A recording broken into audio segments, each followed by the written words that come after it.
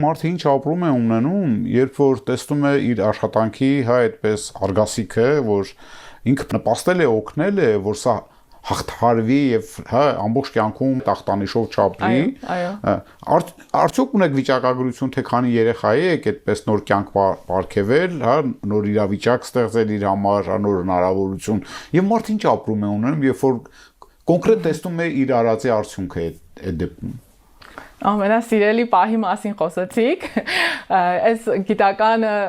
պրակտիկը ներկայանալ եւ այլն շատ կարեւոր է եւ վերջերս եմ սկսել բարձրաձայնել դրա մասին, բայց տարիներ շարունակ ես ապրել եմ հենց ամեն մի այդ փոքրիկ եւ մեծ արդյունքով երեխաների, երբ որ անհույս դեպքով դիմում են կոնկրետ երեխան չի խոսում, չի արձագանքում, վարքային մեծ դժվարություններ ունի եւ չեն կարողանում դաստուճած լինել, ռուսերեն բառով ասեմ, երեխայի հետ չեն կարողանում համագործակցության մեջ մտնել եւ 1-2 այցից հետո երեխան դառնում է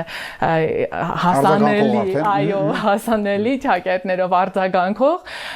դեպքեր եմ ունեցել, երբ ծնողն ինքը, մայրիկն ինքը ասել է, ես ձեզ խանդում եմ իմ բալիկի հանդեպ, որովհետեւ նա ձեզ ավելի է սիրում, քան ինձ երբևէ։ Իդեպ երեխաները շատ զգայուն են եւ իրենք այդ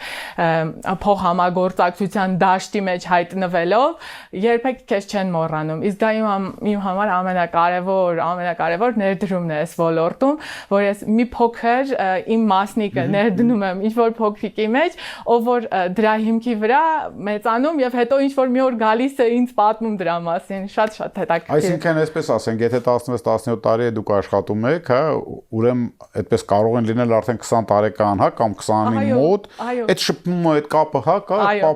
պահպանում են, գալիս են, զանգահարում են, միշտ իմ տարեդարձի հիշում զանգահարում են, շնորհավորում են,